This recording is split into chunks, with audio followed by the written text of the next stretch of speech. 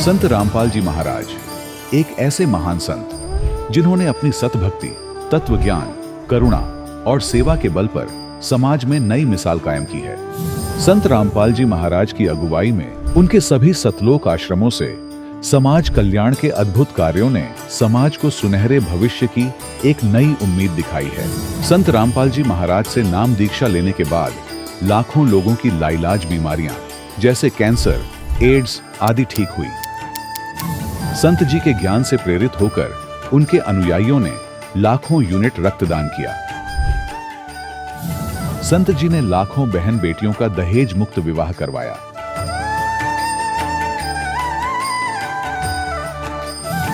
संत जी ने लाखों लोगों का नशा छुड़वाया, करोड़ों उजड़े परिवार बसे। संत जी के आश्रमों में समागम के दौरान निःशुल्क नेत्र चिकित्सा, दंत चिकित्सा प्रदान की जाती है। संत रामपाल जी महाराज द्वारा समय समय पर पर्यावरण संरक्षण के उद्देश्य से बड़े स्तर पर वृक्षारोपण किया जाता है। संत जी ने जरूरतमंदों को तत्काल राहत पहुंचाने के लिए एम्बुलेंस सेवा शुरू की। संत जी अपने अनुयायियों को देहदान के लिए प्रेरित करते हैं, जिससे मानवता की सेवा और चिकित्सा क्षेत्र में सुधार हो सके। संत रामपाल जी महाराज के सभी आश्रमों में हर रोज निःशुल्क भंडारा आयोजित किया जाता है, जहां हर वर्ग, हर जाति और हर धर्म के लोग एक साथ बैठकर भोजन करते हैं।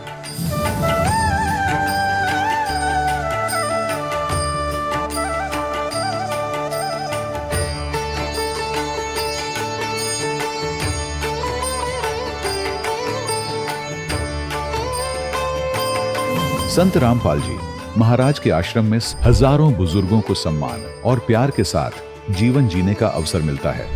उनके खाने, रहने और स्वास्थ्य की पूरी जिम्मेदारी संत रामपाल जी महाराज उठाते हैं।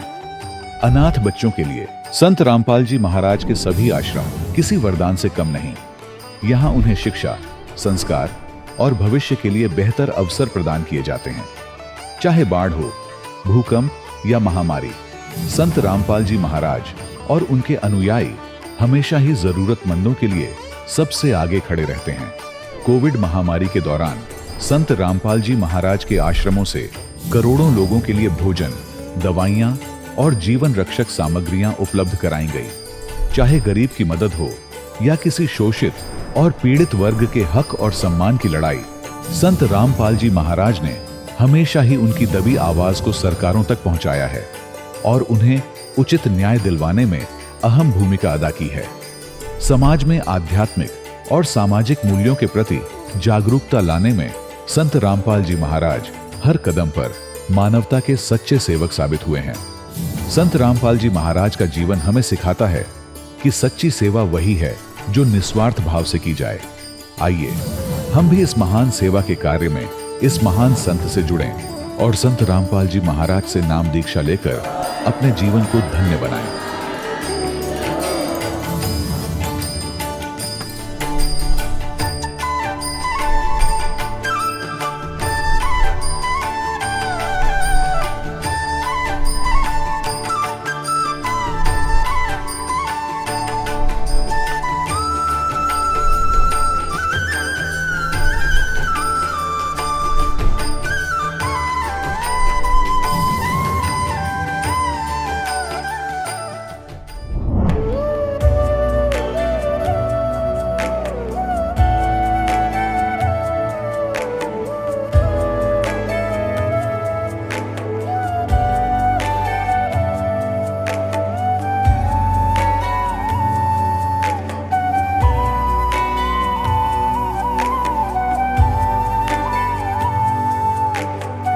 प्रभु राम, देव, भगवान, अल्लाह, खुदा, ईश आदि नाम एक ही शक्ति के हैं।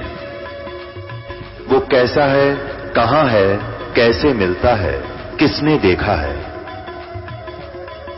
ये प्रश्नवाचक चिन्ह पूर्ण रूप से हटाने के लिए अवश्य सुनिए जगत गुरु तत्वदर्शी संत रामपाल जी महाराज के अमृत वचन, सर्व पवित्र धर्मों के पवित्र शास्त्रों के आधार पर। सत साहिब दर्शकों, मनुष्य अपने जीवन में दिन रात भगवान का नाम जपता है, मंदिरों के चक्कर भी लगाता है, लेकिन फिर भी उसकी परेशानियां खत्म नहीं होती।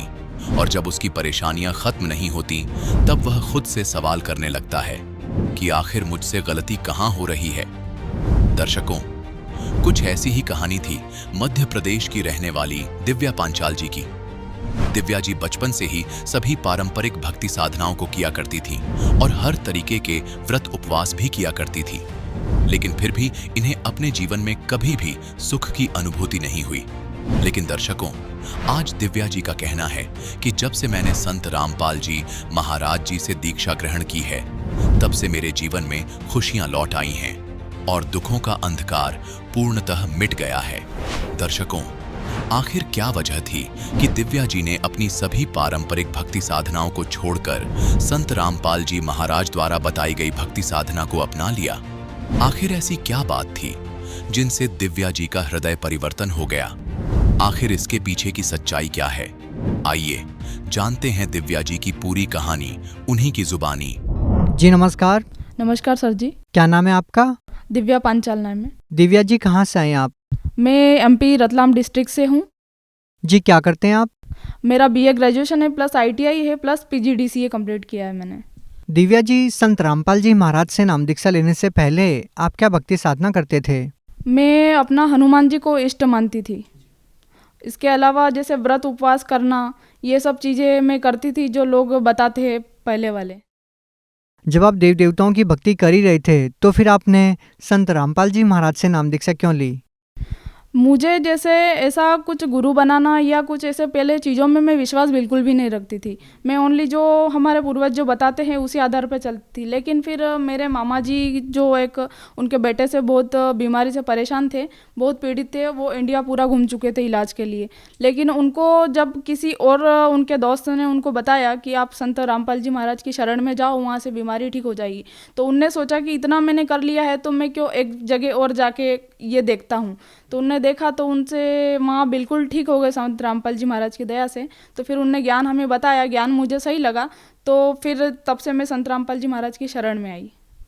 दिव्या जी, आप देव देवताओं की भक्ति करते थे, आपने अन्य धर्मगुरुओं के सत्संग भी सुने होंगे और आपने संत रामपाल जी महाराज जी का भी सत्संग सुना, तो आपको अन्य धर्मगुरुओं के और संत रामपाल जी महाराज जी के ज्ञान में क्या भिन्नता नजर आई?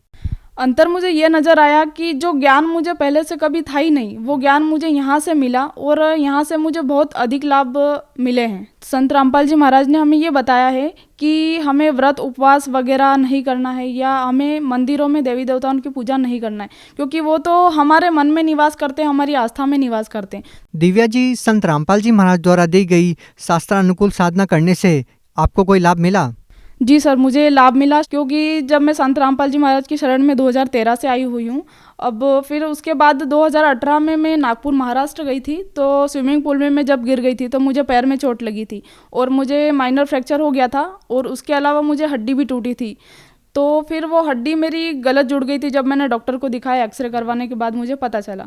उसके बाद फिर डॉक्टर ने मुझे सजेस्ट किया कि अब इसका ट्रीटमेंट तो कुछ भी नहीं है, ये हड्डी का दर्द ऐसे ही होगा, आप आपकी संतुष्टि के लिए कहीं डॉक्टर को दिखा लो। उसके बाद फिर मैंने देवास वगैरह हॉस्पिटल भी घूमी, मैं उज्जैन भी दिखाया मैंने, आरडी गार्डी हॉस्पिटल में। जिन हॉस्पिटल के नाम आप बता रहे हैं, क्या उनकी रिपोर्ट्स भी आप साथ लेके आए हैं? जी सर, मेरे सारे प्रूफ मेरे साथ में हैं। दिखाइए। ये मेरा रतलाम का डॉक्टर दिनेश भूरिया जी सर का पर्चा है। इसके अलावा मैंने जब सबसे लास्ट में दिखाया था अहमदाबाद के सिविल हॉस्पिटल में, जो वहाँ के टॉप मोस्ट डॉक्टर जो हैं, उन्होंने मेरा सारा चेकअप किया था पैर का, और उसके बाद जो भी मेरे ट्रीटमेंट की सारी फाइल वगैरह थी वो उन्होंने चेक की और मुझे उनने ये बताया कि ये जो प्रॉब्लम है, ये प्रॉब्लम काफ़ी ऐसी है कि इसका कोई ट्रीटमेंट नहीं है। अगर हड्डी आपको एक बार गलत जुड़ गई है तो इसका कोई ऑप्शन नहीं है कि आप इसको सही कर पाएँ। वो दोबारा टूटने पे ही सही हो सकती है और दोबारा टूटना संभव नहीं है। तो फिर उसका दर्द मुझे पूरी बॉडी का आधा पार्ट हो रहा था। तो फिर मैं सब जगह से हाथ धो बैठती थी। कई लोग मुझे बोलते भी थे कि आप झाड़ फूँक करवा लो, कहीं ऐसा करवा लो वैसा। तो फिर मैंने नहीं करवाया, क्योंकि मैं संत रामपाल जी महाराज की शरण में थी। इसके अलावा ये मेरे पास डॉक्टर के पर्चे हैं। इसके अलावा मेरे पास ये एक्सरे हैं, जब मैंने पैर ठीक नहीं होने से पहले करवाए थे। और आज मेरा पैर बिल्कुल ठीक है। वो इस तरीके से ठीक है कि जब मैं घर आ गई हॉस्पिटल से अहमदाबाद जाके, इसके बाद मेरे पास कोई ऑप्शन नहीं था, तो मैं इतना दर्द होता था कि रात में उठ उठ कर रोती थी बहुत ज़्यादा, और मेरी मम्मी को फ़ोन लगाती थी, तो मेरी मम्मी भी रोती थी कि अब क्या करेंगे हम, कोई इलाज नहीं हो। और 70 से 80 हज़ार रुपये में मेरे पैर के ट्रीटमेंट में लगा चुकी थी। अब इसके बाद इतनी स्थिति नहीं थी हमारी कि और पैसा लगा के हम इलाज करवा पाएँ, और कोई हॉस्पिटल भी नहीं बचा था ऐसा। और फिर जब संत रामपाल जी महाराज एक दिन 1 जनवरी 2021 के दिन मेरे सपने में आए, उसके बाद फिर उनने मुझे आशीर्वाद दिया। सुबह उठी जब मैंने पैर को हिलाया तो मुझे ऐसा महसूस हुआ कि आज मेरा पैर दर्द क्यों नहीं हो रहा। तो मुझे लगा हो सकता है 2-5 मिनट के लिए ठीक हो गया होगा। तो फिर मुझे 2 घंटे हो गए तब भी दर्द नहीं हुआ। तो मैं पहाड़ी भी पूरा पैदल चढ़ी बिना सीढ़ियों के, तब भी मुझे दर्द नहीं हुआ। तो फिर मैंने मेरी सिर्फ मम्मी को बताया, क्योंकि मैंने सोचा कि मैं अगर सबको बताऊंगी तो कोई मेरी बात पे विश्वास नहीं करेगा कि ऐसा नहीं हो सकता, क्योंकि पहले इन चीज़ों में मैं खुद भी विश्वास नहीं करती थी। लेकिन जब मेरे साथ हुआ तब मुझे यकीन हुआ कि वास्तविक में ऐसा भी होता है। और क्या क्या लाभ मिले? इसके अलावा मुझे लेफ्ट किडनी में गिठान थी, तो उसके लिए भी मैं वडोदरा धीरज हॉस्पिटल में ट्रीटमेंट करवा चुकी थी, तो वहाँ से मुझे आराम नहीं हुआ। फिर मैंने उज्जैन आरडी गार्डी हॉस्पिटल में दिखाया था, तो वहाँ मुझे किडनी में गिठान आई थी वडोदरा सोनोग्राफी में। लेकिन जब यहाँ मैंने फिर दिखाया तो मेरे को पेट का दर्द ठीक हो गया था, और मैंने सिर्फ इसलिए दिखाया था कि ऐसा ना हो कि कहीं ये अचानक से वापस दर्द होने लग जाए। तो जब मैंने वहाँ मुझे सोनोग्राफी करवाई, बारियम वाले एक्सरे वगैरह कराई, तब मेरी किडनी में बिल्कुल गिठान आई ही नहीं। तो डॉक्टर को मैंने बोला ऐसा कैसे हो सकता है। डॉक्टर बोले कि इतना जल्दी तो गिठान ठीक नहीं हो सकती है। तो अचानक से वो गिठान संत रामपाल जी महाराज की दया से मेरे को ठीक हो गई। दिव्या जी, आप भगत समाज को क्या संदेश देना चाहते हैं? भगत समाज से मैं यही गुजारिश करना चाहूँगी कि हम पढ़े लिखे होने के नाते हम समझ सकते हैं कि आज ईश्वर की मर्जी के बिना एक पत्ता भी नहीं हिलता है, तो हमको वास्तविक ज्ञान को समझना होगा। आज हमें उतना ही पता है जितना हमें पता है और जितना लोगों ने हमको बताया है। इसके अलावा हम वो ज्ञान नहीं जानते जो आज तक हमें नहीं पता है।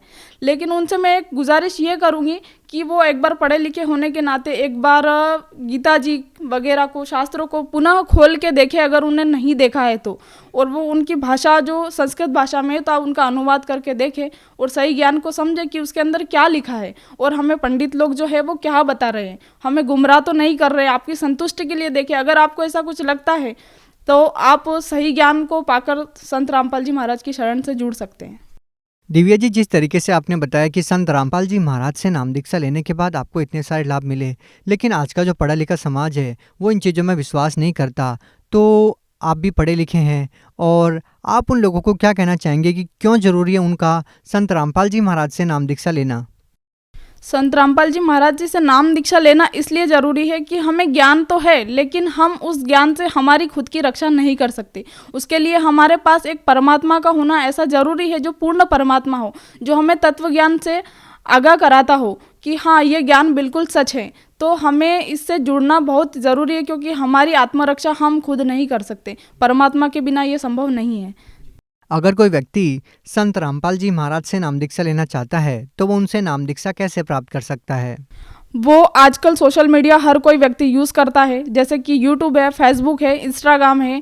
तो संत रामपाल जी महाराज जी के जो प्रवचन है वो उस पर आते हैं। इसके अलावा जैसे टीवी चैनल्स वगैरह है तो आपको कोई से भी चैनल्स पे अक्सर वो प्रवचन मिल जाएंगे। उसके नीचे आपको एक पट्टी में कॉन्टैक्ट नंबर दिया होता है, तो आप वहाँ से संपर्क कर सकते हैं और वहाँ से आप पता कर सकते हैं बुक मंगवा कर कि हाँ वास्तविक में यह ज्ञान सच्चा है या नहीं। जी धन्यवाद। जी सर। दर्शकों, अभी आपने सुने संत रामपाल जी महाराज से दीक्षा प्राप्त करके सुखी हुए भक्त के अनुभव। अब देखिए जगत गुरु तत्वदर्शी संत रामपाल जी महाराज के मंगल प्रवचन। तो हम उसी समय इसलिए मार खा गए कि हमने भगवान को भगवान नहीं माना। परमात्मा बताते हैं कि गुरु गोविंद कर जानियो, रहियो शब्द समाए, मिले जब दंडवत बंदगी, नहीं पल पल ध्यान लगावे। गुरु जी को गोविंद कर मानना, भगवान मानकर उसके साथ व्यवहार करना, ट्रीट करना। गुरु गोविंद कर जानियो और चलियो आज्ञा माँ, मिले तो दंडवत बंदगी, नहीं तो पल पल ध्यान लगा। जब भी आपको मिले दंडवत प्रणाम करें और गुरु जी को परमात्मा मानना। वो खुद तो भगवान थे ही, लेकिन अब अपने दास को भेजा है परमात्मा ने इसलिए कि आपका जो भाव है वो बना रहेगा। जैसे गणित के अंदर एक प्रश्न आता था ब्याज का, ऋण का, तो उसमें मूलधन ज्ञात करना होता था। मूलधन तो होता था वो करोड़ों और अरबों रुपए में। उस करोड़ों और अरबों रुपए के मूलधन को प्राप्त करने के लिए मानना पड़ता है, मान लीजिए मूलधन 100 रुपये। वो 100 रुपये मूलधन नहीं है, लेकिन वो सपोज करना पड़ेगा उस प्रॉब्लम को सोल्व करने के लिए। तो ये समझ लेना पुण्यात्माओं, परमात्मा की वाणी है कि गुरु गोविंद कर जानियो और रहियो आज्ञा माय, मिले तो दंडवत बंदगी नहीं पल पल ध्यान लगाए। अब जैसे आप यहां से जाओगे शरीर छोड़ के, ये तो छूटेगा, आपको मालूम है सबको। हम चाहते तो नहीं है कभी मृत्यु हो, लेकिन या तो होगी वो मालिक के आधार पे है। अब तो आप भक्त हो गए, आपकी मृत्यु तो भगवान कबीर साहब के हाथ में है। आप कहोगे तब होगी, कई बार कह लोगे जब होगी। अब काल नहीं मार सकता आपको, अकाल मृत्यु नहीं मर सकते आप, अगर नियम ठीक रखोगे।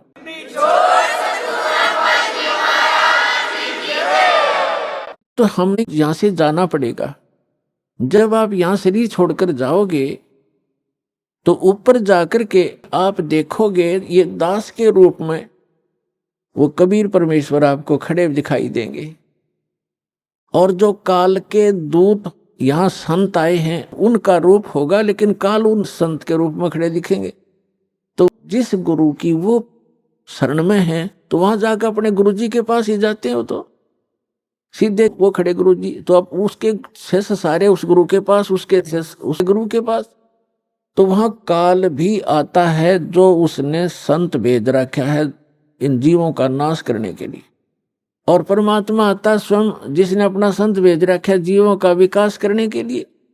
तो इस दास के रूप में आपको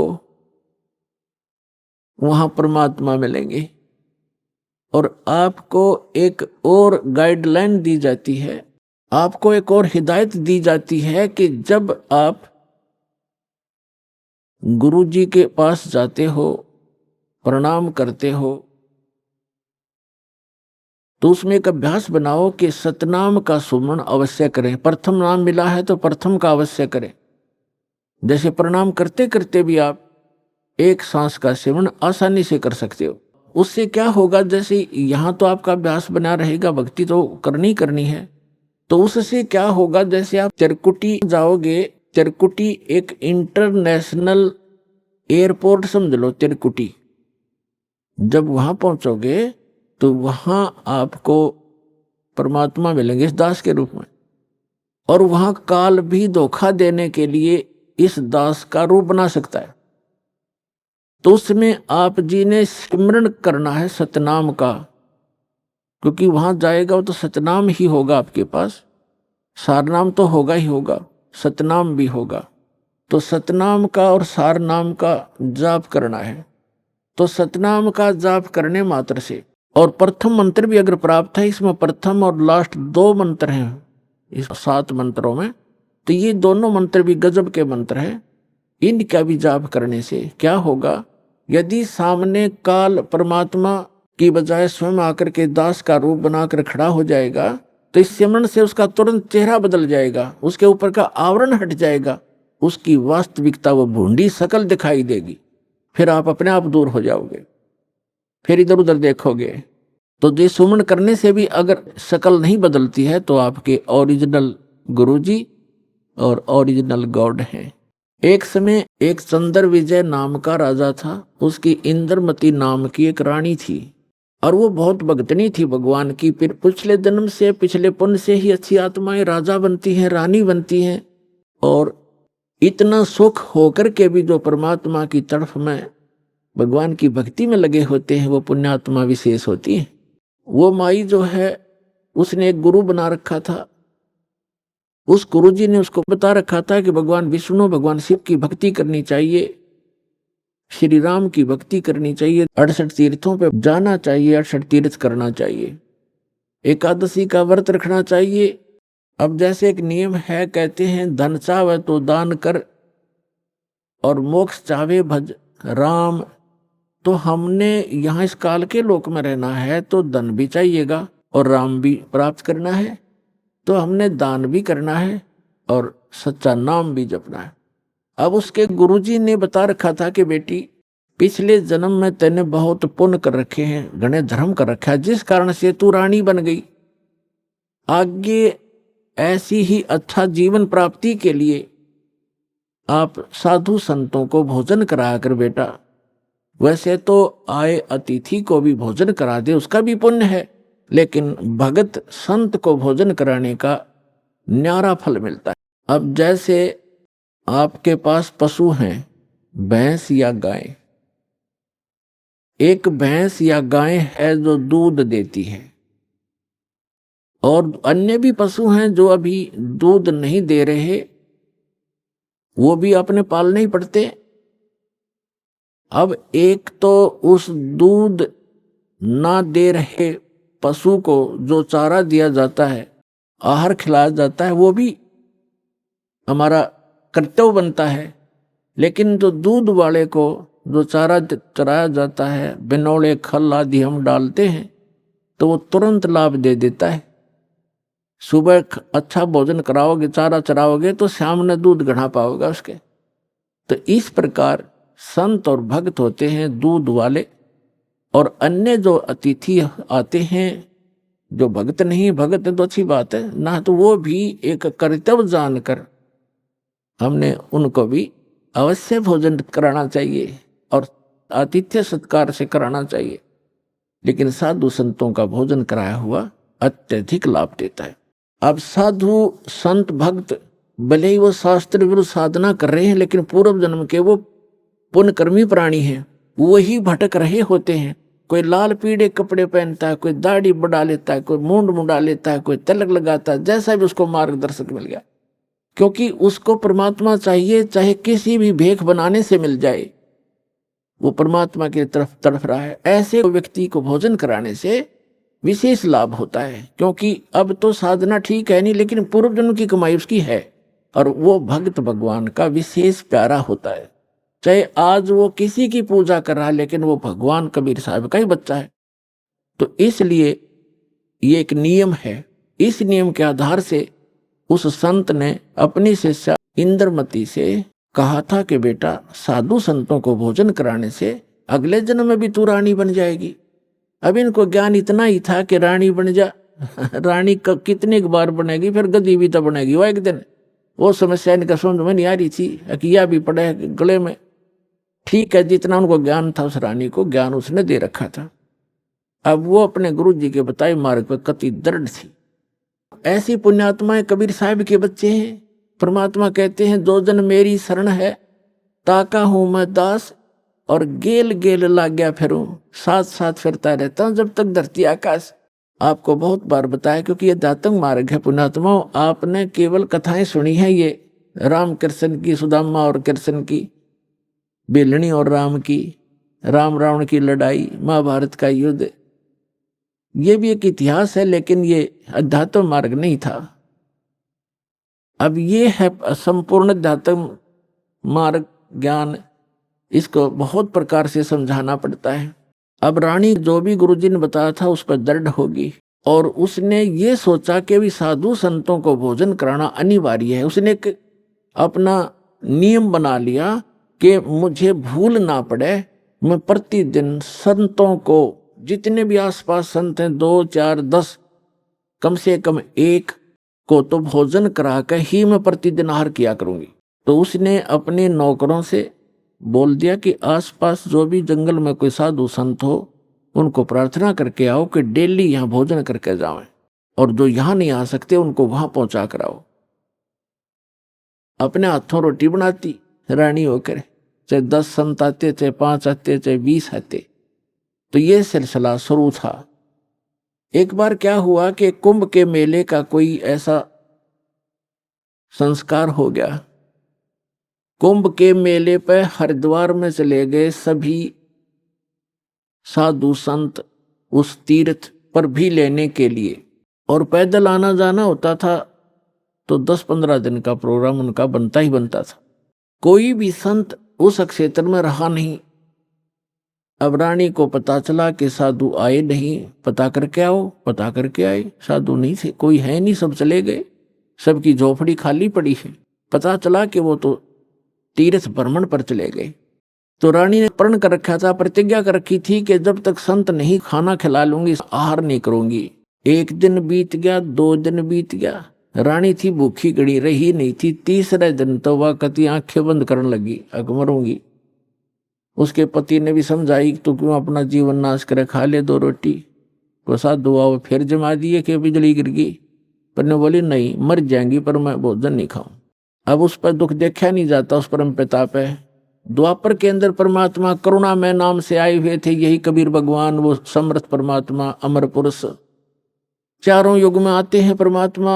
कहते हैं सतयुग में सत सुकृत कह टेरा, त्रेता नाम मुनिंदर मेरा, द्वापर में करुणा में कहाया, और कलयुग नाम कबीर धराया। चारों युग में आया हूं मैं, परमात्मा कहा करते। तो द्वापर में वो करुणा में नाम से आए हुए थे।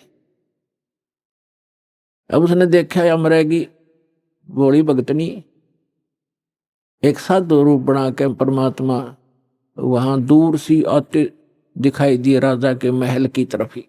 रानी ने कहा अपनी नौकरानी से कि बांदी है दासी, यदि तू अपनी रानी का जीवन चाहती है तो देख ले कोई साधु संत तुझे दिखाई दे जा, नहीं तो आज शाम तक तेरी रानी प्राण छोड़ देगी।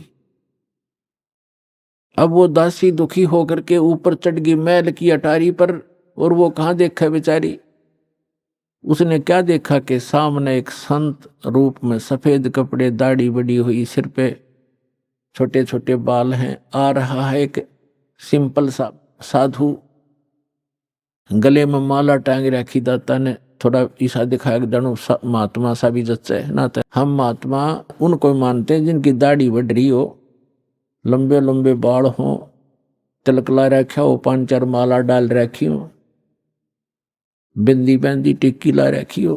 तो परमात्मा ने इसीलिए वो थोड़ा सा वेशभूषा सी बना रखी थी। वह नौकरानी स्पीड तक नीचे आई और रानी से कहा कि एक महात्मा सा नजर आवा है, कपड़े तो लाल हैं नहीं, पर सकल साधु जैसी लगती है, कहो तो लाऊं बुला के। अकेला बहन ले आ, जैसा भी हो।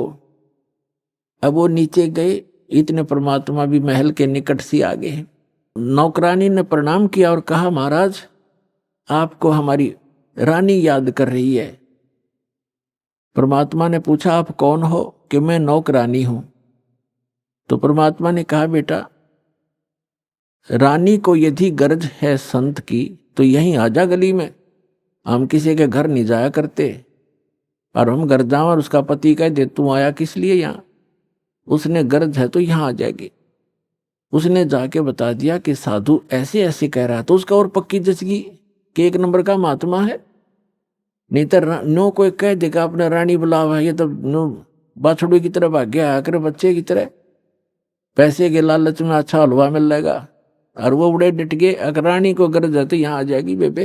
रानी ने कहा मेरा पकड़ हाथ मुझे सहारा दे, नौकरानी ले चल मुझे ऐसे महापुरुष के दर्शन करा दे, मर जाऊंगी तो भी अच्छा ऐसे संत के दर्शन करके। ऐसा दर्द आदमी आज पहली बार रानी को यह कहने वाला कि यहाँ आ जाएगी जब गरज पड़े तो, क्योंकि पिछले संस्कार से ऐसे भाव उत्पन्न हुआ करते हैं साधु भक्तों में।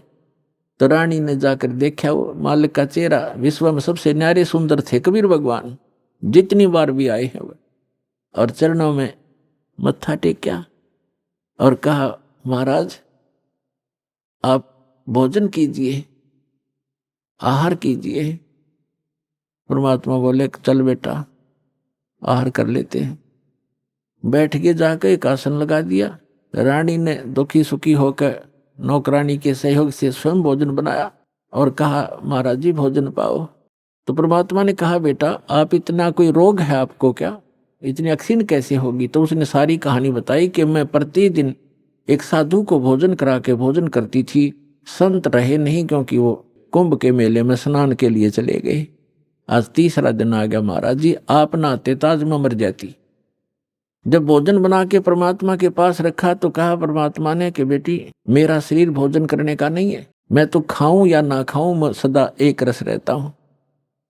तो रानी बोली जी ठीक है, भोजन नहीं खाओगे तो मैं भी नहीं खाऊंगी, मरना मंजूर है मुझे, मरना ही मुझे उचित है, मैं अपना जो है ना प्रतिज्ञा नहीं भंग कर सकती।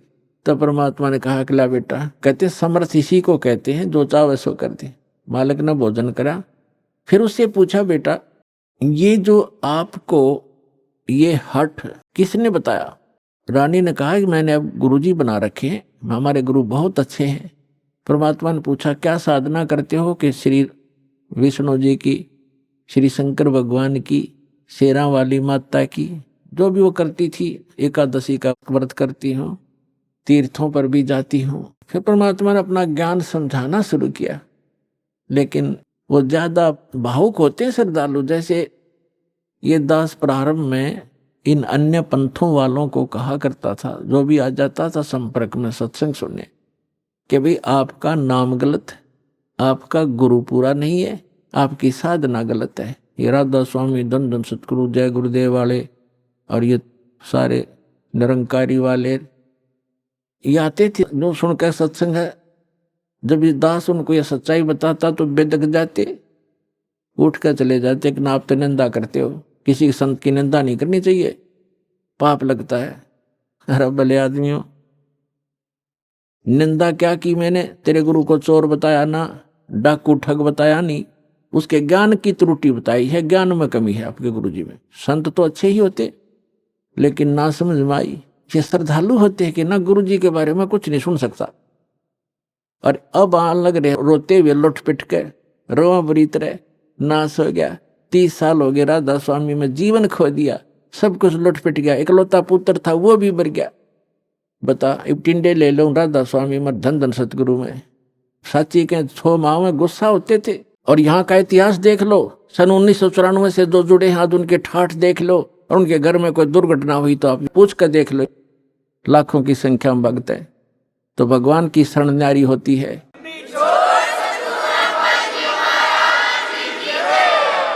एक भगत से उसके सुख पूछने लग जाना, आपका दिमाग फेल हो जाएगा और उसके मुंह का थूक सूख जाएगा, पर गुण भगवान के वो बताने से बंद नहीं होगा आपको, जिसने 5-4 वर्ष से भी नाम ले रखा है। ये समर्थ है, पूर्ण परमात्मा है। इसलिए दास ये रे हो रहा आपके लिए कि किसी प्रकार आपके समझ में आ जा, कबीर इज गॉड। दास का काम पूरा हो, फिर तापा डूंडा पाट जाएगा, पर विश्व में एक ही रस हो जाएगा कुछ दिनों में। तो रानी क्या कह रही है? परमात्मा ने बताना शुरू किया, बेटा आप विष्णु की पूजा करती हो, विष्णु जी की, कहाँ जाओगे? बता आपके गुरु ने, अजी स्वर्ग में जाऊंगी। स्वर्ग में कितने दिन रहोगे? अब सत्संग सुनकर थोड़ा बहुत ज्ञान हो ही जाता है। कहती है जी वो तो जितना धर्म होंगे, मेरे पुण्य होंगे, उतने दिन वहां रहूंगी, फिर कहाँ जाएगी? पता नहीं, वह मैं बताऊं कहाँ जाएगी, तो गद्दी बनेगी फिर अगले दिन में। अब यह बात उसका उत्तर नहीं गला। परमात्मा ने बताया जो साधना आप कर रही हो, पुण्य कर रहे हो, दान कर रहे हो, ठीक है, रानी भी बन जाएगी और स्वर्ग भी चली जाएगी, फिर पशु योनि में भी कंपलसरी जाएगी। और ये आपके विष्णु जी भी नासवान, आपके शंकर जी भी नासवान, आपके ब्रह्मा जी भी नासवान।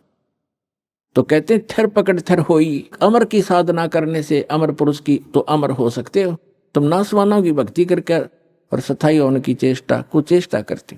अब मुंह बना लिया रानी ने, इंदुमती ने, कि महाराज जी ये संत है ना, ये एक दूसरे की निंदाएं कराया करें, और मेरे गुरु जी के बारे में देखो आप कुछ ना कहिए, मेरे लिए तो भगवान है।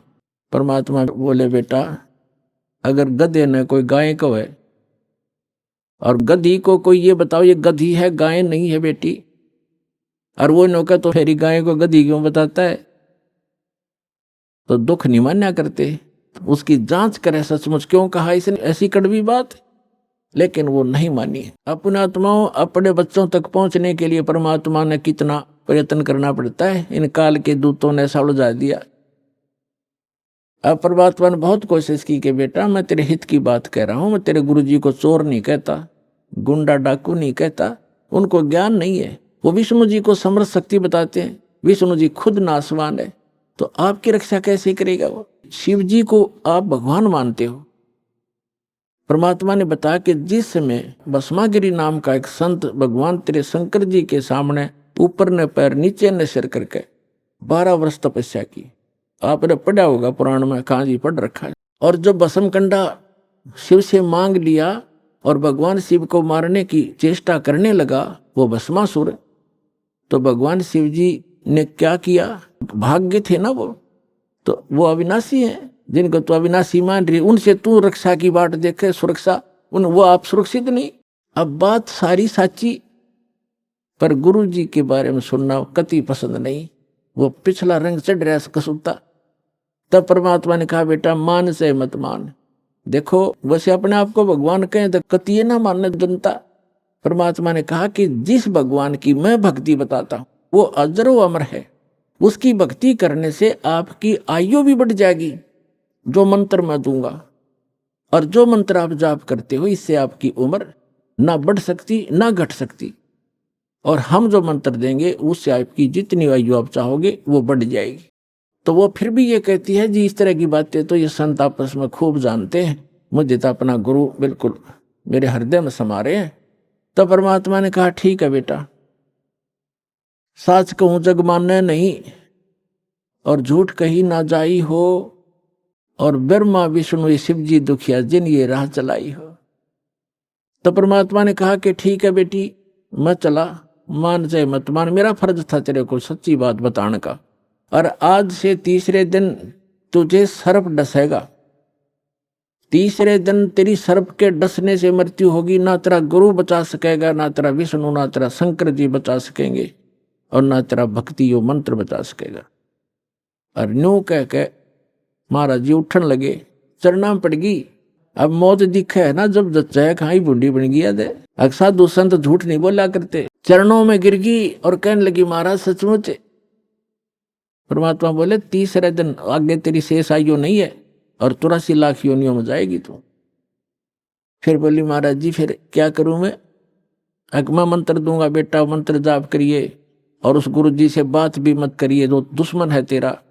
अब कहते हैं ना देश तो ते सारा मर जा पर अपना नंबर ना हो, इतना कोई दिक्कत नहीं। जब अपना नंबर आता दिखा ना जब की बंद है जीव की, तब सारी मान ली। ठीक जी जैसे आप कहोगे न्यू कर लूंगी। और मन में न्यू सोच रही कि देखूंगी तीसरे दिन क्या होगा। दीक्षा ले ली और गुरुजी ने बताया कि बेटा तीसरे दिन काल आवेगा और मेरे रूप में आवेगा।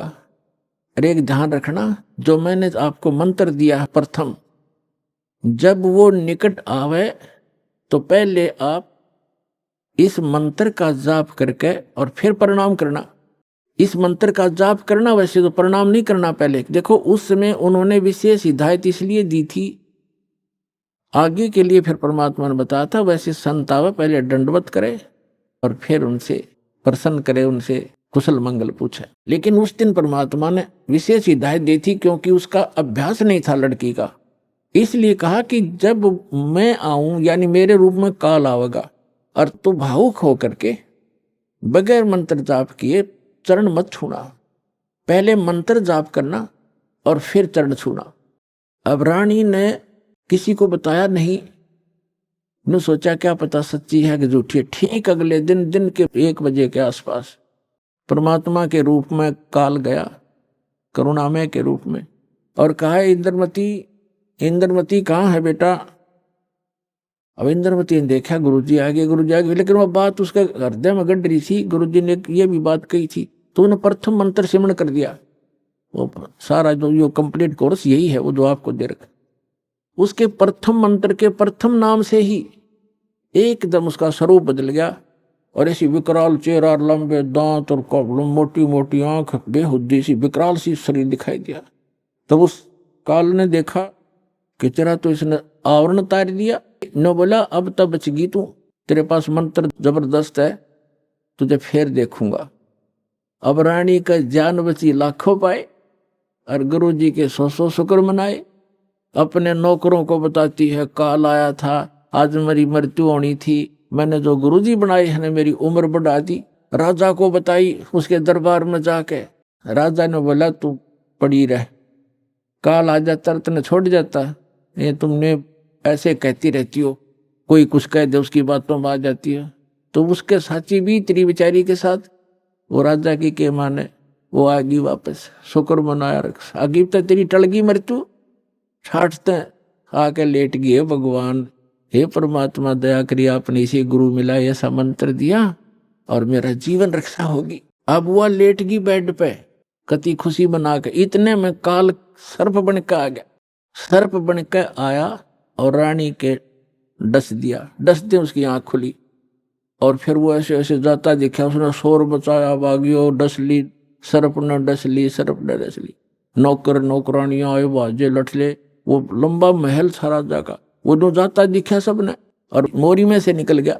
रानी अचेत होगी, मृत्यु को प्राप्त होगी।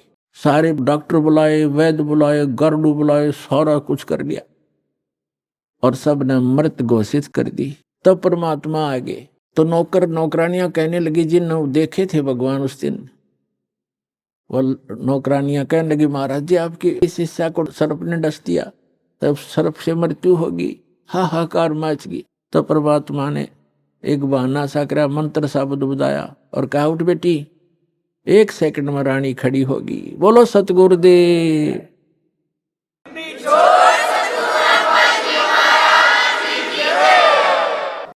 धन धन सतगुरु सत कबीर भगत की पीड़ मिटाने वाले। धन धन सत कबीर भगत की पीड़ मिटाने वाले, भक्त की पीड़ मिटाने वाले, भक्त की वाले। धन धन सतगुरु सत कबीर भक्त की। रहे नल नील यतन कर हार, तब सतगुरु से करी पुकार। रहे नल नील यतन कर हार, तब सतगुरु से करी पुकार। जा सतरे खा लखी अपार सिंधूप सिला तराने वाले।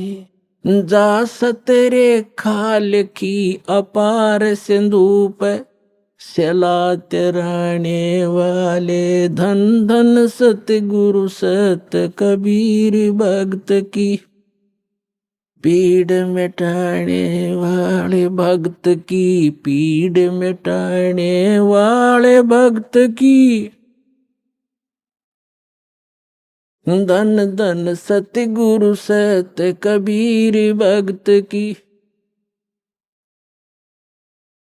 डसी सर्प ने जब जा पुकारी, इंद्रमती अकुलाए। डसी सर्प ने जब जा पुकारी, इंद्रमती अकुलाए। आपने तुरंत करी सहाय बेरूली, मंत्र सुनाने वाले। आपने तुरंत करी सहाय बेरूली, मंत्र सुनाने वाले। धन धन सतगुरु सत कबीर भक्त की पीड़ मिटाने वाले, भक्त की पीर मिटाने वाले। धन धन सतगुरु सत कबीर भक्त की।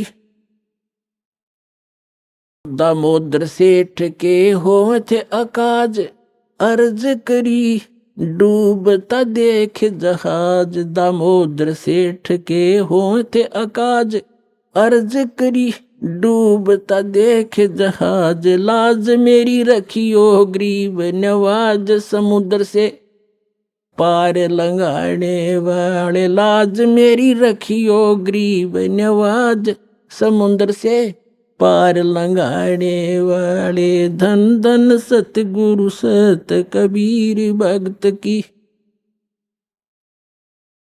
भक्त की पीड़ मिटाने वाले, भक्त की पीर मिटाने वाले। धन धन सतगुरु सत कबीर।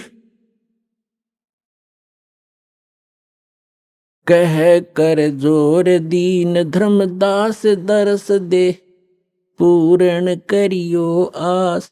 कह कर जोड़ दीन धर्मदास दरस दे पूर्ण करियो आस। मेटियो जन्म मरण की तरास वो सत्य पद प्राप्त कराने वाली। मेटियो जन्म मरण की तरास वो सत्य पद प्राप्त कराने वाले। धन धन सतगुरु सत कबीर भगत की पीड़ मिटाने वाले। भगत की पीड़ मिटाने वाले, भक्त की पीड़ मिटाने वाले। धन धन सतगुरु सत कबीर भगत की, भक्त की पीड़ मिटाने वाले, भक्त की पीड़ मिटाने वाले। धन धन सतगुरु कबीर भगत की। कह कर जोड़ दीन धर्मदास दरस दे पूर्ण करियो आस। कह कर जोड़ दीन धर्मदास दरस दे पूर्ण करियो आस। मेटियो हो जन्म मरण की तरास सत्य पद प्राप्त कराने वाले। अभी आपने सुने संत रामपाल जी महाराज के मंगल प्रवचन। आइए अब सुनते हैं संत रामपाल जी महाराज से नाम दीक्षा लेकर सतभक्ति करके अद्भुत लाभ प्राप्त करने वाले अनुयायी के विचार। दर्शकों, जब मनुष्य को परंपरागत भक्ति करने के उपरांत भी जीवन भर कठिनाइयों का ही सामना करना पड़े, तो वह यह सोचने पर मजबूर हो जाता है कि जो भक्ति साधना मैं कर रहा हूं, क्या वो शास्त्रों के अनुकूल भी है। दर्शकों, ऐसी ही कहानी थी झारखंड की रहने वाली नीता देवी जी की, जिन्होंने अपने जीवन की परेशानियों से छुटकारा पाने के लिए हर संभव प्रयास किए और हर वो भक्ति की जिसे हिंदू धर्म में लाभदायक बताया जाता है। इन्होंने जप भी किया, व्रत भी रखे, हनुमान जी की उपासना की, लेकिन किसी भी तरीके से इन्हें जीवन में सुख और शांति नहीं मिली। लेकिन दर्शकों, आज नीता जी का कहना है कि जब से मैंने संत रामपाल जी महाराज से नाम दीक्षा ली है और परंपरागत की जाने वाली भक्ति को त्यागा है और संत रामपाल जी महाराज द्वारा बताई जा रही आदि सनातनी भक्ति को अपनाया है, तब से मेरी जिंदगी की रूपरेखा पूर्णतः बदल गई है। दर्शकों, आखिर संत रामपाल जी महाराज ने नीता जी को ऐसी कौन सी जड़ी दे दी जिससे इन्हें अपने जीवन की परेशानियों से छुटकारा मिल गया। आइए सुनते हैं नीता जी की कहानी, उन्हीं की जुबानी। नमस्कार जी। सत साहेब जी। क्या नाम है जी आपका? मेरा नाम नीता देवी है। नीता देवी जी, आप कहाँ से हैं? मैं झारखंड से हूँ, रामगढ़ जिले से हूँ। संत रामपाल जी महाराज से नाम दीक्षा आपने कब ली? 4 जनवरी 2018 को संत रामपाल जी महाराज से नाम दीक्षा ली। आप क्या भक्ति साधनाएं करते थे? मैं पहले बाल योगेश्वर का भक्ति करती थी और मतलब आश्रमों में जाके मतलब वैसे बैठक वगैरह होता था, उसमें कथा बताया जाता था, उससे मैं कुछ भी संतुष्टि नहीं थी। और मैं बचपना से बजरंग बली की भक्ति करती थी ज़्यादातर। और मतलब हम लोग का झारखंड में स्पेशली छठ पूजा का त्यौहार मनाया जाता है, उसमें धूमधाम से हम लोग पूरा अच्छी तरह से मनाते थे, पूरा गांव से हट के मनाते थे, पूरा बाजे गाजे के साथ। लेकिन उससे भी कोई भक्ति नहीं, मतलब हम लोग का लाभ नहीं हुआ। उसी दिन जिस दिन छठ व्रत था, उसी दिन मेरा हस्बैंड का 2 जगह पूरा भयानक एक्सीडेंट से पैर टूट गया। उस समय भी बोले कि हम लोग जब छठ माता को इतनी अच्छी से धूमधाम से पूजा करते, उसके बावजूद भी हम लोग का पति का ऐसा हो गया। तो ये अंधश्रद्धा भक्ति, मतलब ये भक्ति नहीं, अंधविश्वास भक्ति है। और मतलब क्या बोलते हैं, मेरी बेटी वो मतलब बचपना से किन्नर थी। हमको 10वें महीना में पता चला। उसके बाद सरकारी अस्पताल, गोला सरकारी अस्पताल से एक डॉक्टरीन है, वो हमको बोली कि रानी चिल्ड्रन मतलब डॉक्टर से आपको बात करवा देंगे, वहाँ सही तरीके से ऑपरेशन होता है। तो फिर वह रानी चिल्ड्रन वाली डॉक्टरीन से हमको बात करवाई। उसके बाद रानी चिल्ड्रन से जो डॉक्टर है वो बोली कि 35,000 रुपया लगेंगे आपको। उसके बाद एक्स्ट्रा खर्चा आपका दवा का अलग से लगेगा, सारे खर्च अलग से लगेंगे, सिर्फ ऑपरेशन का 35,000 लगेगा। तो हम पूरा असमंजस में पड़ गए कि हम उतना पैसा कहाँ से पाएंगे। उसके बाद मतलब लोन हम निकालें, बैंक से 30,000 रुपये और घर का धान सारे बेच दिए। घर का धान से मेरा 35,000 रुपया जमा हुआ और लोन निकाले थे 30,000 रुपया। मेरे टोटली पैसे 65,000 हम जमा किए थे। तो मतलब एक गांव में विधायक आई हुई थी, तो वहाँ मीटिंग रखा गया था, हम वहाँ पे गए थे। तो मतलब हम वहाँ पे बोल रहे थे कि पहले से मेरे पति ना पहले बहुत शराब पीते थे और मेरा घर का स्थिति बहुत ख़राब था। तो उसके बाद वहाँ पे हम बोले कि विधायक जी को कि ये पहले आप शराब बंद करवाएं, यहाँ पे बहुत शराबी लोग आए हुए हैं, पूरा हंगामा कर रहे हैं। तो उसके बाद वो बोले कि हाँ ठीक है। हम बोले कि प्रशासन को बोलो, तो फिर हम बोले कि ठीक है थाना प्रभारी को बोले। तो फिर मेरे गांव से एक मतलब संत रामपाल जी महाराज से मतलब नाम दीक्षा ली हुई है, उनका नाम है राधा दासी। वो हमको साइड से मतलब पकड़ के लाई। वो दीदी हमको पुस्तक दी, भक्ति से भगवान और अंध श्रद्धा भक्ति खतराए जान। ये हमको थोड़ा मोड़ा समझाई। हम परमात्मा को उतना नहीं हमको पहले जानकारी था परमात्मा के विषय में, तो हम डायरेक्ट कबीर परमात्मा भक्ति से भगवान में फ़ोटो लगा हुआ है कबीर परमात्मा का, तो फोटो को हम मतलब प्रणाम किए रात में 11-12 बजे। बोले ए परमात्मा, हम पूरे बजरंग बली का भक्त, छठ माँ का व्रत पूरे करके थक गए हैं बचपना से, और मांस मीट भी हम मतलब कुछ भी नहीं खाते पीते हैं, तो भी आप परमात्मा हमको इतना दुखित कर रहे हैं। तो आप अगर सच्चे परमात्मा हैं तो हम सुबह ना जो दीदी हमको ले जाने वाली है पाप के शरण में, तो मेरा मतलब पति भी साथ में जा, हम लोग बाल बच्चा और अच्छे से ग्रहण करें। तो मेरा मतलब पति ना रातें शराब पी के आया था, बोले हमको नहीं जाना, आपको जाना है तो जाओ। हम बोले जो भी हो जाएगा, हमको मैला भी खाना पड़ जाए लेकिन हम जाएंगे तो जाएंगे, और संत रामपाल जी के महाराज के मतलब दरबार में जाएंगे। और उसके बाद मतलब बोले तुमको जाना है तो जाओ। उसके बाद सुबह हुआ तो मालिक इतना रजा किए कि मतलब मेरा से पहले वो मतलब बच्चे लोग को नहा धुलवा दिए, और बोला मेरा से पहले तैयार होके मतलब जो संत रामपाल जी महाराज के नाम दीक्षा लिए हुए राधा दासी उसका घर गए और उसको बुला के लेते गए। उसके बाद हमसे पहले वो नाम दीक्षा लिए मेरे पति। के बाद हम लोग भी ले लिए सारे, मतलब एक मेरा बेटा है 10 साल का, वो भी लिया, और हम लिए और मेरे पति लिए। जैसे कि आपने बताया कि आप पे बहुत ज़्यादा दुखों का पहाड़ टूट गया था, दुखों के निवारण के लिए ही आपने संत रामपाल जी महाराज से नाम दीक्षा ली। तो क्या संत रामपाल जी महाराज से नाम दीक्षा लेने के बाद आपको लाभ भी मिले? सर जी बहुत लाभ हुए, मत पूछिए। मतलब परमात्मा के शरण में आने से हमको बहुत लाभ हुए। पहला लाभ ये हुआ कि मेरे बेटी किलर थी, वो तो मतलब हम पैसे जमा किए हुए थे, पर हम नाम दीक्षा लिए। उसके बाद 9 दिन जैसे हुआ मतलब तेल उल लगाने लगे, तो अचानक सा पूरा जिस तरह ऑपरेशन होता है धीरे धीरे अपने ऑपरेशन हो गया। उसके बाद 10वां दिन जैसे हुआ हम उसको तेल लगाया तो जिस तरह लड़की का रूप धारण होता है पूरे हो गया।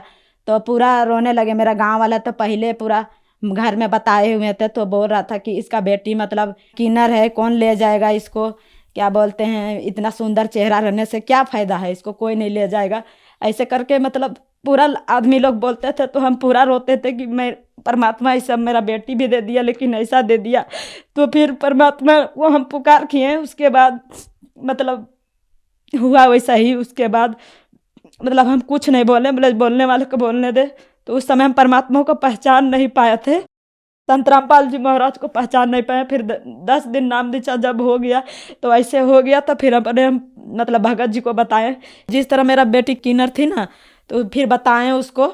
उसके बाद बोल देखा सब कोई, तो बोला कि आपका घर में देवी देवता लोग थी मतलब करता है, जादूगरी करता है। हम बोले वैसा कोई बात नहीं, हम लोग संत रामपाल जी महाराज के शिष्य हैं, वो पूर्ण परमात्मा आए हुए हैं, वही मेरा बेटी को ठीक किए हुए हैं। तो फिर मेरे पापा लोग भी देखे आके, उन लोग भी आया। फिर धीरे धीरे उन लोग सत्संग को समझा, बोले ठीक है हम लोग जब परमात्मा हैं ऐसा सच्चे परमात्मा की जो मेरे नतनी को ऐसा बड़ा इतना बड़ा चमत्कार जब मालिक कर सकते हैं तो हम लोग पे भी रजा करेंगे। फिर मेरा भाई लोग भी सब धीरे धीरे मतलब अपने जाने लगे। उसके बाद सत्संग सुना, उसके बाद क्या बोलते हैं उन लोग भी नाम दीक्षा लिए, पूरा मेरा मायके लोग भी सब कोई ले लिए। और दूसरा लाभ सर जी ये हुआ कि मतलब मेरे बेटी छत के ऊपर से माथे के बल पे सीढ़ी में 3 टक्कर होते हुए गिरी, तो 3 घंटे तक बेहोश हो गई। उसके बाद हम लोग सोचे कि मतलब ये तो बचेगी नहीं, लेकिन फिर गुरुजी से दंडवत प्रणाम किए और बोले हम लोग पूर्ण परमात्मा के शरण में, ऐसा तो कभी नहीं हो सकता है। उसके बाद फिर वो अभी नाम दीक्षा नहीं ली हुई थी, 1.5 साल की थी तो नहीं दिलवाए थे। उसके बाद प्रसादी खिलवाएं, उसके बाद हॉस्पिटल ले गए हैं तो हॉस्पिटल में भी कोई रिपोर्ट नहीं आया, बोला बच्ची को कुछ नहीं, थोड़ा सा दर्द है। उसके बाद थोड़ा मोड़ा दवा लिए, फिर घर में आके ठीक हो गई। संत रामपाल जी महाराज से नाम दीक्षा लेने के बाद आपको बहुत अद्भुत लाभ मिले। तो जो दर्शक आज आपको टीवी पर देख रहे हैं और वो भी संत रामपाल जी महाराज से लाभ लेना चाहते हैं तो उनको क्या करना होगा? जो टीवी स्क्रीन पे देख रहे हैं वो मतलब जिस तरह मेरा दुख था वो संत रामपाल जी महाराज से नाम दीक्षा लेने से दूर हो गया, उस तरह आप भी देख रहे हैं, आप भी नाम दीक्षा लीजिए और जिस तरह मेरा दुख दूर हो गया उस तरह आपका भी दूर हो जाएगा संत रामपाल जी महाराज से नाम दीक्षा लेने के बाद। संत रामपाल जी महाराज से नाम दीक्षा कैसे ली जा सकती है? संत रामपाल जी महाराज से नाम दीक्षा चैनल में जो सत्संग आता है उसमें नीचे पट्टी चलती है, उसमें कुछ नंबर दिए जाते हैं, उन नंबर को नज़दीकी नाम केंद्र का पता लगा के आप नाम दीक्षा ले सकते हैं। धन्यवाद जी। सत साहिब जी। संत रामपाल जी महाराज एक ऐसे महान संत जिन्होंने अपनी सतभक्ति, तत्व ज्ञान, करुणा और सेवा के बल पर समाज में नई मिसाल कायम की है। संत रामपाल जी महाराज की अगुवाई में उनके सभी सतलोक आश्रमों से समाज कल्याण के अद्भुत कार्यों ने समाज को सुनहरे भविष्य की एक नई उम्मीद दिखाई है। संत रामपाल जी महाराज से नाम दीक्षा लेने के बाद लाखों लोगों की लाइलाज बीमारियां जैसे कैंसर, एड्स आदि ठीक हुई। संत जी के ज्ञान से प्रेरित होकर उनके अनुयायियों ने लाखों यूनिट रक्तदान किया। संत जी ने लाखों बहन बेटियों का दहेज मुक्त विवाह करवाया।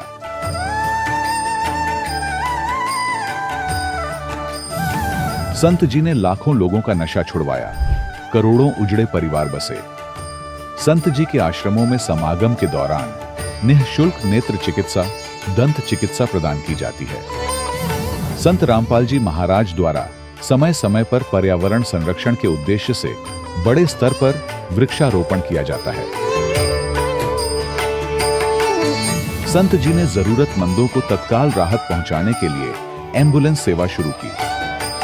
संत जी अपने अनुयायियों को देहदान के लिए प्रेरित करते हैं, जिससे मानवता की सेवा और चिकित्सा क्षेत्र में सुधार हो सके।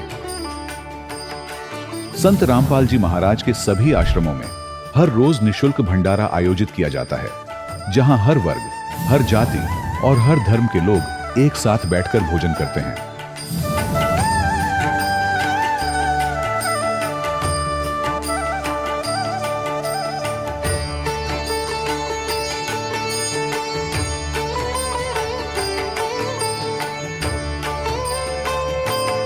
संत रामपाल जी महाराज के आश्रम में हजारों बुजुर्गों को सम्मान और प्यार के साथ जीवन जीने का अवसर मिलता है।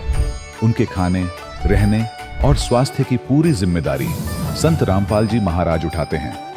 अनाथ बच्चों के लिए संत रामपाल जी महाराज के सभी आश्रम किसी वरदान से कम नहीं। यहाँ उन्हें शिक्षा, संस्कार और भविष्य के लिए बेहतर अवसर प्रदान किए जाते हैं। चाहे बाढ़ हो, भूकंप या महामारी, संत रामपाल जी महाराज और उनके अनुयायी हमेशा ही जरूरतमंदों के लिए सबसे आगे खड़े रहते हैं। कोविड महामारी के दौरान संत रामपाल जी महाराज के आश्रमों से करोड़ों लोगों के लिए भोजन, दवाइयां और जीवन रक्षक सामग्रियां उपलब्ध कराई गई। चाहे गरीब की मदद हो या किसी शोषित और पीड़ित वर्ग के हक और सम्मान की लड़ाई, संत रामपाल जी महाराज ने हमेशा ही उनकी दबी आवाज को सरकारों तक पहुंचाया है और उन्हें उचित न्याय दिलवाने में अहम भूमिका अदा की है। समाज में आध्यात्मिक और सामाजिक मूल्यों के प्रति जागरूकता लाने में संत रामपाल जी महाराज हर कदम पर मानवता के सच्चे सेवक साबित हुए हैं। संत रामपाल जी महाराज का जीवन हमें सिखाता है कि सच्ची सेवा वही है जो निस्वार्थ भाव से की जाए। आइए हम भी इस महान सेवा के कार्य में इस महान संत से जुड़ें और संत रामपाल जी महाराज से नाम दीक्षा लेकर अपने जीवन को धन्य बनाएं।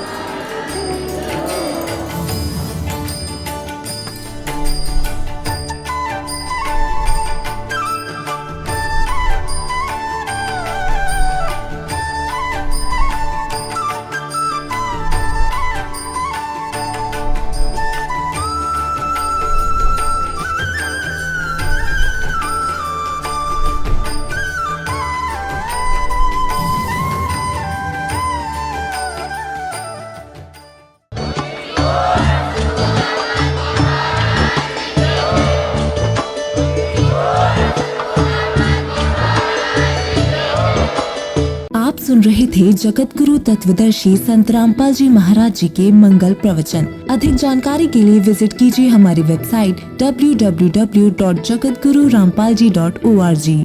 संत रामपाल जी महाराज जी के शुभ आशीर्वाद से पूरे विश्व भर में 500 से भी ज्यादा नाम दीक्षा केंद्र हैं, जिन पर संत रामपाल जी महाराज जी द्वारा ऑनलाइन निशुल्क नाम दीक्षा दी जा रही है। अपने नजदीकी नाम दीक्षा केंद्र का पता करने के लिए संपर्क करें 8222880541।